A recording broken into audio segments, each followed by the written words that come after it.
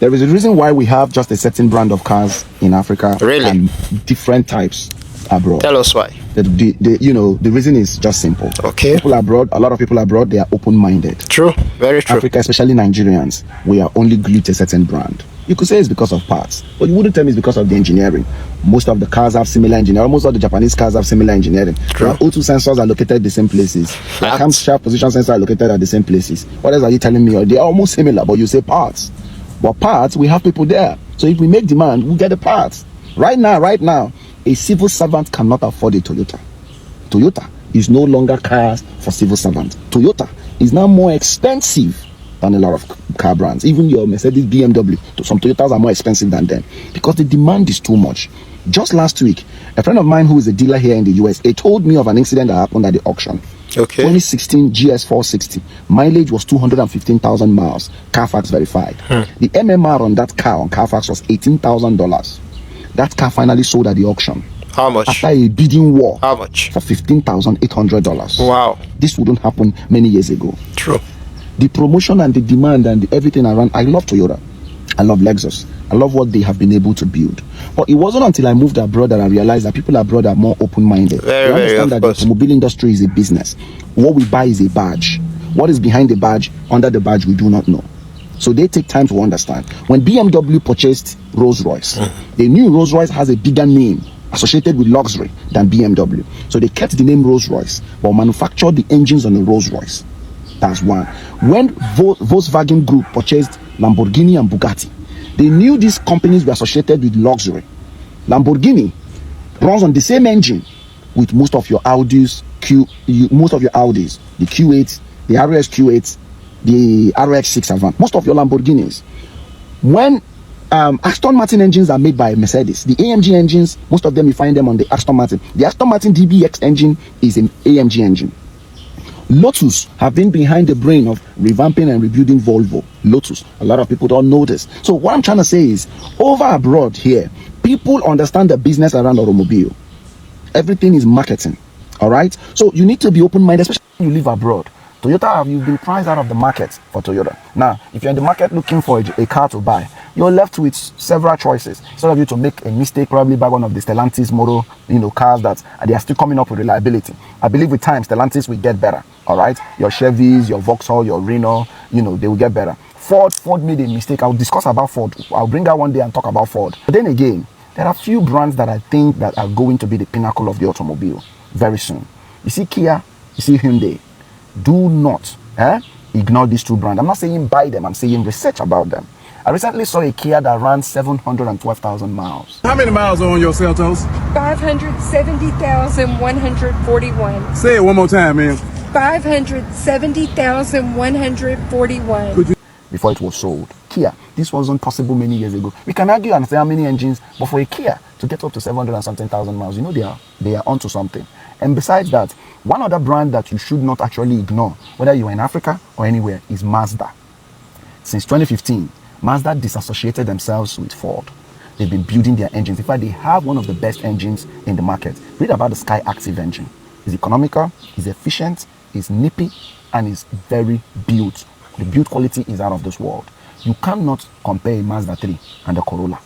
Bring their two bar for bar. Compare panel for panel. Compare the panel for panel. Door, sound system, seats, how they feel. The build quality on the Mazda is second to none.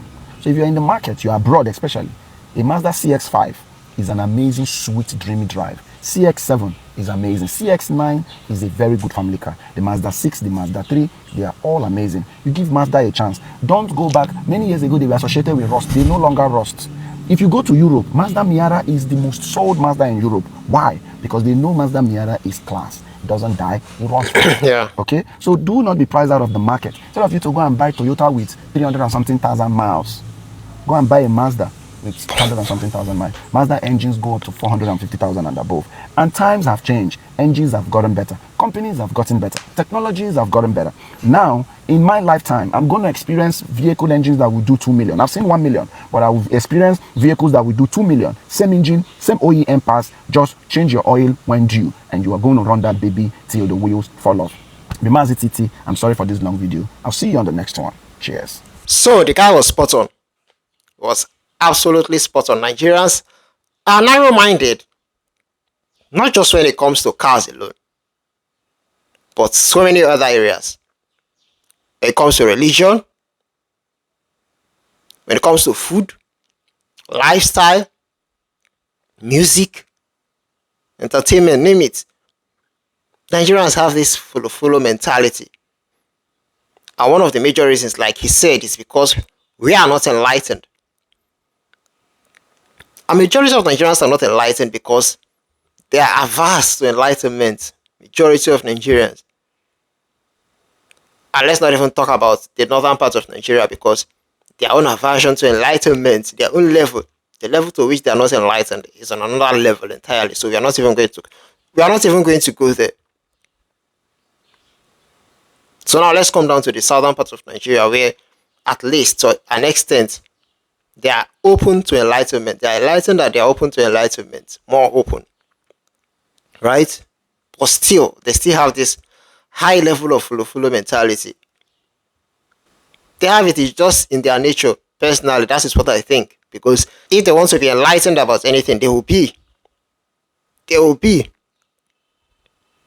Go to the Nigerian market, the Nigerian automobile market right now. The dominance of Toyota, Lexus, Mercedes. These are the three cars that dominate the Nigerian automobile market. And hence, the reason why spare parts also dominate the market, because spare part dealers are not going to buy spare parts that will stay in their shop and take a long time for them to sell. They won't do that. It's not going to profit them. So they buy the parts based on Nigeria's demand for cars. Based on the cars that are in hot demand by Nigerians.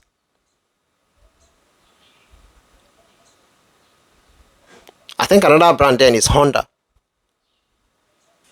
All the other unpopular car brands, they will definitely continue to suffer as far as Nigeria is concerned. It's the reality.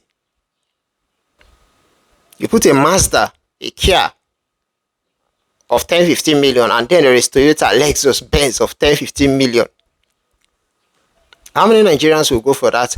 We ignore that Toyota or that Benz or that Lexus and go for the Mazda, or for what? That is not what his friend is using. That is not what his colleague at work is using.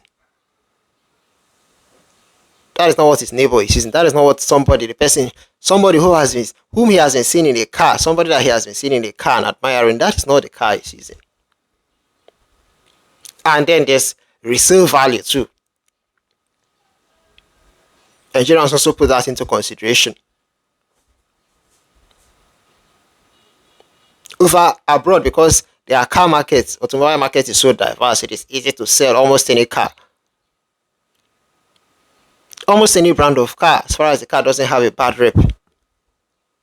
But over here, if you have any unpopular car, then you have a very serious challenge reselling that car. Just like in the mobile phone industry, Apple and Samsung have a much higher resale value than any other brand. And so these are the factors that Nigerians put into consideration, because you know how the economy can be. Nigerians have to walk through their nose, make the money first before they can buy a car. It's not like they are abroad, where you can take a loan and buy a car, pay within a space of over a year or 2 years or more. But over here, you have to make every single penny first and pay your papers to everything. So in that kind of situation, you don't expect somebody to go out there and buy a car with low resale value. What happens if they need money for emergency tomorrow? What happens if they want to switch to another car tomorrow? How long will it take them to sell that car? How much are they going to make from reselling that car? So that is why this market here, the Nigerian automobile market, is very, very narrow-minded. Yes, Nigerians are not enlightened, but there's also the economic factor to it.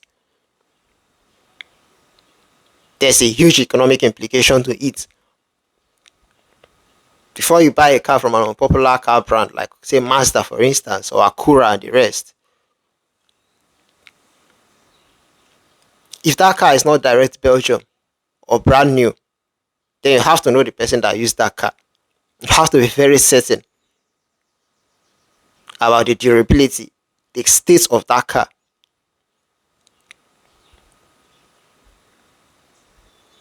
Before you buy it, of course, buying some of these cars, in fact, most of them, the Mazdas, the Acura, they will give you better value. As far as price is concerned, they offer more value than the popular car brands. But Nigerians are afraid of taking that risk because, like I have said, what if they want to sell it tomorrow? What if this car is not at the state, it's not as good as they thought it was? They start having issues that they never expected and they want to resell that car. Do you know how hard it would be for them to resell that car? That's a popular car brand compared to the popular one. It will be very challenging for them after saving for years to buy the car. So Nigerians can hardly take that risk because, like I said, they have to save that money. How many companies are selling cars to Nigerians for them to pay in installments? How many? How many Nigerians have the kind of job that will afford them the opportunity of getting a car and paying in installments? How many? So because they have to work and earn that money before they can buy that car, they have to be very careful. Not just apart from the fact that, of course, they have this person or that person that they want to impress by buying this car. That one aside, there is the economic aspect. So they have so many reasons for prioritizing popular car brands over the unpopular ones, and so do the spare part sellers. They buy based on what is on the road, based on the number of cars or the type of cars that dominate the road. Spare part dealers are only thinking of their business when they buy certain car parts, more than certain car parts. Because they are not the ones using the car parts, the spare parts. They are not going to use it. They are going to sell it to people. So in a situation where they go and buy spare parts from unpopular car brands and fill their shop with them, how are they going to sell them? How long will it take for them to sell them? They have to put that into consideration. So you can't even essentially blame Nigerians for this one. It's not more about enlightenment. It is more about the economy. It's more about financial capacity. It's about resale value.